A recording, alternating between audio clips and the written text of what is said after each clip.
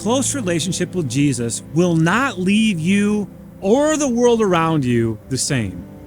Everything gets upended when you become a disciple of the Master.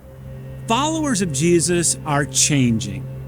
And in the context of discipleship, that word has two distinct meanings. They are being changed and they are bringing change. Now, first, it's clear that those who walk closely with Jesus, who opt into the call to adventure, are themselves being transformed into his pattern. They're not the same persons that they once were. As the book of 2 Corinthians says, they are new creations. The old has gone and the new has come. Following Jesus on life's journey will have that effect on anyone. Spend enough time with Jesus and you will start to notice that things that had been invisible to you in the past matter significantly now. Old places of resistance become new arenas of obedience. Problems that used to keep you up at night don't stress you at all anymore. Your conversations with colleagues go in different directions and your heart breaks for the same things that broke Jesus. You find new bravery when opposition arises as you become more and more like the rabbi that you follow.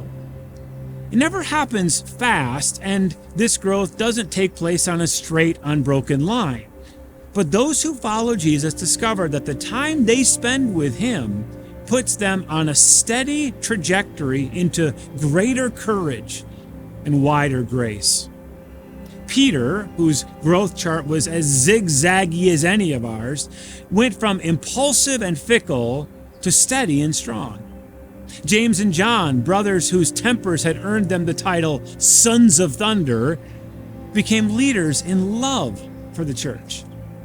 Being a disciple means that you understand you've got a few things to learn.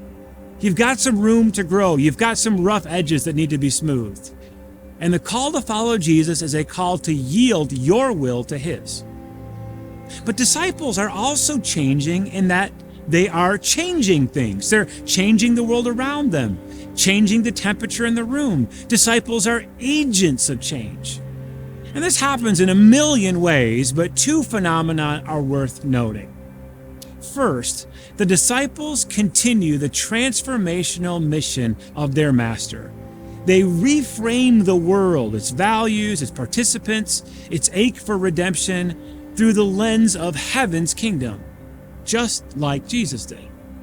When disciples have the opportunity, they talk about the very same things Jesus talked about.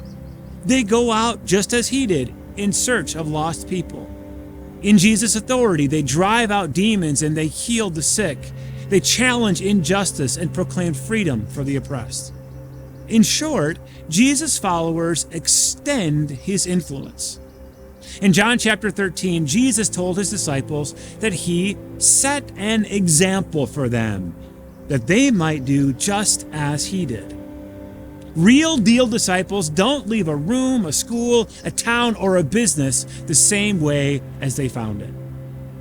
And secondly, disciples are also changing the environment by making more disciples. They have a relentless desire to help others find the joy and fulfillment that they themselves have found.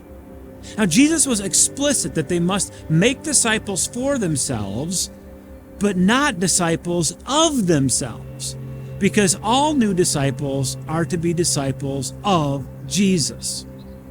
In this way, the movement grows and expands, with more men and women and boys and girls daily saying no to the default, no to the common, no to the mundane, in order to say yes to Jesus, following him on the greatest adventure of all.